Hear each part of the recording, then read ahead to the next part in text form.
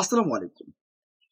Talk of the কান্ট্রিতে পরিণত হয়েছে একটা বিষয়। আর সেটা হচ্ছে যে কিছু উপদেষ্টারা নাকি সেফ এক্সিট চাইছে। তাহলে কে সেই উপদেষ্টা? কারা তারা? যারা দেশে বিভিন্ন সুযোগ সুবিধা পেয়ে দেশ ছেড়ে পালাতে চাচ্ছেন এবং কাদের সাথে তাদের নেগোসিয়েশন হয়েছে যে তাদেরকে ক্ষমতায় এনে তারা দেশ ছাড়বেন। যেমনভাবে সেফ এক্সিট নিয়েছিলেন 111 এর সরকার মঈনুদ্দিন এবং ফখরুদ্দিন। তারা কিন্তু শেখ হাসিনাকে ক্ষমতায় বসিয়ে সেফ এক্সিট নিয়ে ওই যে আমেরিকা বা লন্ডন গিয়েছিলেন, তারা সেখান থেকে আর ফেরেননি। এরপর 17 বছর চলে গেল, দেশের মাটিতে তারা পাটা পর্যন্ত রাখতে পারেনি। তো কি এমন হলো যে হঠাৎ করে এই বিষয়টা সামনে আসলো? দেখেন, বিনা বাতাসে নদীতে ঢেউ উঠে না, কোনো না কোনো কিছু হয়েছে যার কারণে সাবেক তথ্য বিষয়ক উপদেষ্টা এবং এনসিপির প্রধান নাহিদ ইসলাম বলছেন উপদেষ্টারা নাকি বেইমানি করেছেন কিছু উপদেষ্টা, এবং কিছু উপদেষ্টা নাকি সেফ এক্সিট চেয়ে রেখেছেন যে তারা যে কোনো সময় দেশ ছাড়তে পারে। তারপরে এছাড়া এর বাইরে একটা পোস্ট করেছেন সার্জিস আলম, এনসিপির অন্যতম নেতা, এমনকি জুলাই গণ অভ্যুত্থানের অন্যতম নায়ক। সার্জিস আলম বলছেন আপনারা কোথায় পালাবেন? পারবেন না। সেফ এক্সিট মৃত্যু ছাড়া কোথাও নেই। বলতে তিনি বুঝিয়েছেন যে মৃত্যু ছাড়া আপনি কোথাও পালাতে পারবেন না। সেফ এক্সিট তো আপনার প্রশ্ন আসে না। আপনারা বিদেশে বলেন বা অন্যখানে বলেন, যেতে পারবেন না। দেশ ছেড়ে আপনাদের যাওয়ার কোনো উপায় নেই। যখন এই যে কোনো অবস্থা, টালমাটাল অবস্থা দেশের ভিতরে, যখন এরকম ধরনের প্রশ্ন হচ্ছে একের পর এক, দেখেন এর আগেও কিন্তু বিএনপি বা বলেন বা জামাত বলেন বা এনসিপি বলেন অন্যান্য এই যে দলের নেতৃত্ববৃন্দরা এর আগে অনেকবার বলছে যে উপদেষ্টারা নাকি সেফ এক্সিট নিয়ে চেয়ে রেখেছেন। তারা ব্যাপক মালটাল কামিয়েছেন এবং এরপর তারা ক্ষমতার যখন মেয়াদ শেষ হবে তারা দেশ ছেড়ে পাড়ি দেবেন বিদেশে, এমনটাই কিন্তু বলেছেন। তো দেখেন এই বিষয়গুলো নিয়ে আমাদের আবার পরিবেশ আপা যে আছে, ওই যে রেজওয়ানা আপা, তিনি বলছেন যে না, নাহিদ ইসলাম যে কথাটা বলছে সেটার প্রমাণ দিতে হবে। কারা সেফ এক্সিট নিয়ে রেখেছেন, কারা দেশ ছেড়ে পালাবেন, এটার জন্য নাহিদ ইসলাম যেটা বলছেন সেটার উত্তর দিতে হবে। অপরদিকে আবার আমাদের যে যদি ক্ষমতা পেতাম, হায় আল্লাহ, তাহলে এই যে সম্ভবত 2021 বা 23 সালে প্রশ্ন করেছিলেন যে তাহলে সারাদিন শুধু কাজ করতাম আর কাজ করতাম।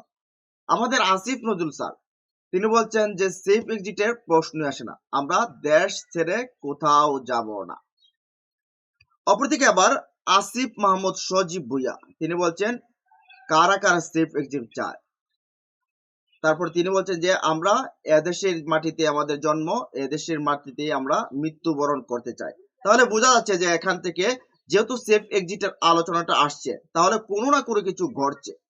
কেউ না কেউ নেগোসিয়েশন করে রেখেছে যে তারা ক্ষমতা যখন শেষ হবে বা তারা চলে যাবেন। না হলে আর এখন এদিকে এ বিষয় নিয়ে আবার দেখেন কথা বলছেন ফেস দ্য পিপলস এর যে সাইফুর সাগর, সাইফুল সাগর সাগর রয়েছেন, তিনি সেই সাইফুল সাগর ভাই বলছেন যে যারা যারা উপদেষ্টা মন্ডলীতে আছেন তাদের প্রত্যেকেরই ব্যাংক হিসাব চেক করা হোক। এমনকি আরো আগে এটা করা দরকার ছিল।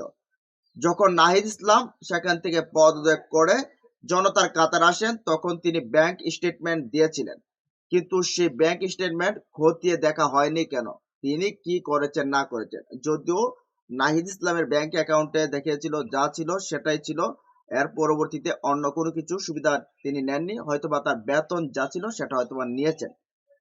এখন প্রশ্ন হচ্ছে এই যে উপদেষ্টারা, কেউ তো মনে করে নিজের খেয়ে তো আর বনের মহিষ তাড়াবে না। তারা তো কোনো না কিছু আছে, যদি কিছু না কিছু থাকে। এখন এরা যারা দায়িত্ব নিয়েছে, যাদেরকে এই যে ছেলেপেলেরা যারা গণ অভ্যুত্থানের নেতৃত্ব দিয়েছে, এই ছেলেপেলেরা অনেক আশা নিয়ে দেশের যোগ্য ব্যক্তিদেরকে ক্ষমতার মসনদে বসিয়েছে যে দেশের পরিবর্তন করবে।